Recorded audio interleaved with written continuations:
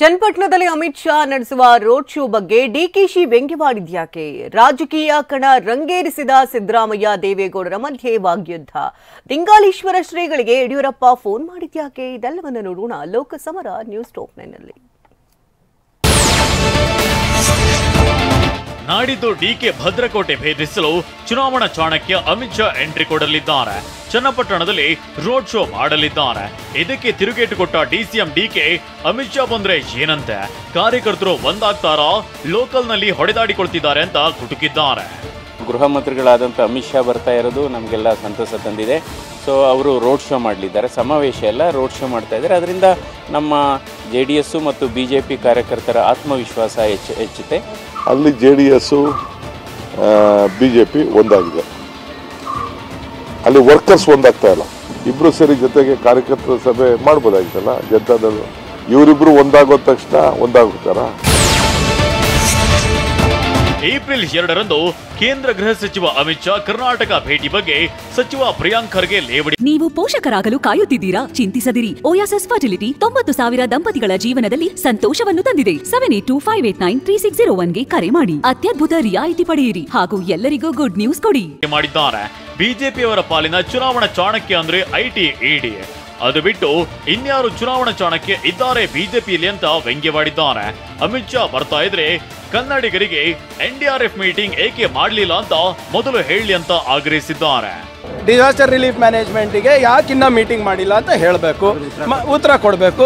ಮತ್ತು ನಮ್ಮ ಪಾಲು ಯಾವಾಗ ಕೊಡ್ತಾರೆ 15,000 ಚಿಲ್ಲರೆ ಕೊಟ್ರಿ ಅದನ್ನು ಹೇಳಬೇಕು. ಅವರು ಇಲ್ಲಿ ಬಂದು BJP ಚುನಾವಣೆ ಸಂದರ್ಭದಲ್ಲೇ ಬಂದು ಮತ್ತೆ ಸುಮ್ಮನೆ ಟೂರಿಸ್ಟ್ ಆಗಿ ಹೋಗೋದಿದ್ರೆ ಬಂದು ಹೋಗ್ಲಿ, ಅದಕ್ಕೇನು ಸಮಸ್ಯೆ.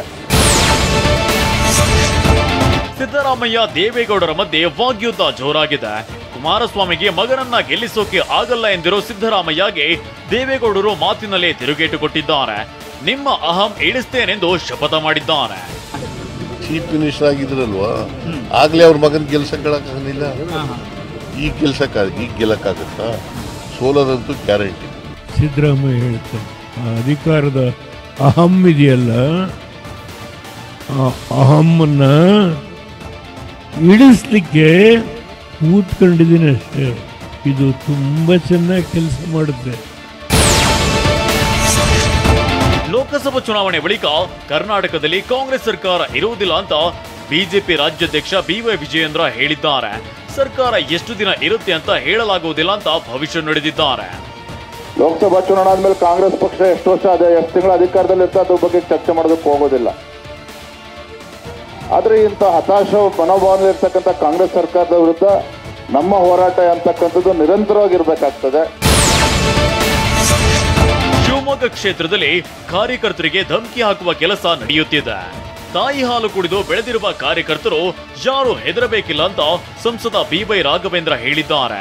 ನಿನ್ನೆ ಪೇಜ್ ಪ್ರಮುಖರ ಸಮಾವೇಶದಲ್ಲಿ ಮಾತನಾಡಿದ ಅವರು, ಮೋದಿ ನೇತೃತ್ವದಲ್ಲಿ ಬಿಜೆಪಿ ಪ್ರಪಂಚದಲ್ಲಿ ದೊಡ್ಡ ರಾಜಕೀಯ ಪಕ್ಷವಾಗಿದೆ.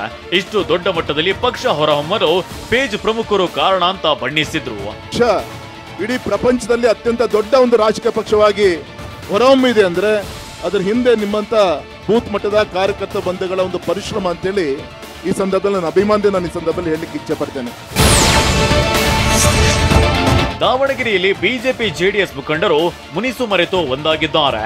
JDS ಮಾಜಿ ಶಾಸಕ HS ಶಿವಶಂಕರ್ ನಿವಾಸಕ್ಕೆ ಸಂಸದ GM ಸಿದ್ದೇಶ್ವರ್, ಮಾಜಿ ಸಚಿವ ಮುರುಗೇಶ್ ನಿರಾಣಿ, ಶಾಸಕ BP ಹರೀಶ್, ಜಿಲ್ಲಾಧ್ಯಕ್ಷ ರಾಜಶೇಖರ್ ಸೇರಿದಂತೆ ಹಲವರು ಭೇಟಿ ನೀಡಿದ್ರು. ಬಿಜೆಪಿ ಅಭ್ಯರ್ಥಿ ಗೆಲ್ಲಿಸಲು ಬೆಂಬಲ ಕೋರಿದ್ರು.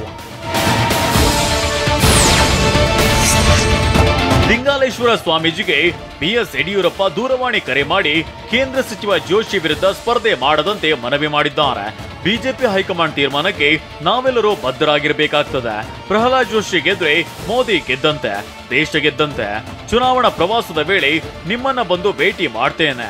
ಲೋಕಸಭಾ ಚುನಾವಣೆಯಲ್ಲಿ ನಿಮ್ಮ ಸಹಕಾರ ನಮ್ಮ ಪಕ್ಷಕ್ಕೆ ಬೇಕು ಅಂತ ದಿಂಗಾಲೇಶ್ವರ ಸ್ವಾಮೀಜಿಗೆ ಯಡಿಯೂರಪ್ಪ ಮನವಿ ಮಾಡಿದ್ದಾರೆ.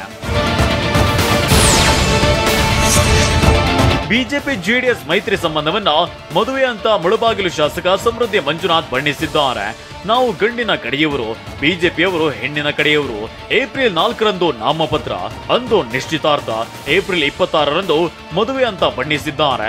ಇದೇ ವೇಳೆ ಕಾಂಗ್ರೆಸ್ನವರು ಇಡೀ ದೇಶದಲ್ಲಿ ಕೋಲಾರ ಜಿಲ್ಲೆಯನ್ನ ಲಜ್ಜೆಗೆಟ್ಟವರಂತೆ ಮಾಡಿದ್ದಾರೆ ಅಂತ ವಾಗ್ದಾಳಿ ನಡೆಸಿದ್ದಾರೆ.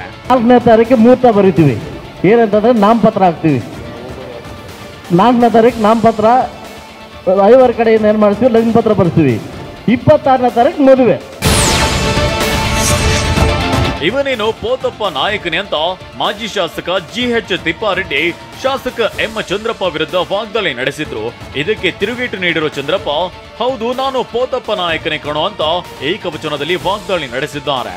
ನಾನು ಬಡ ಕುಟುಂಬದಲ್ಲಿ ಹುಟ್ಟಿ ಬೆಳೆದು ಬಂದವನು, ನೀನು ಶೌಚಾಲಯ ಕಾಮಗಾರಿ ಹಣದಲ್ಲೂ ಪರ್ಸೆಂಟೇಜ್ ಪಡೆದಿದ್ದೀಯಾ ಅಂತ ಚಂದ್ರಪ್ಪ ಕಿಡಿಕಾರಿದ್ದಾರೆ.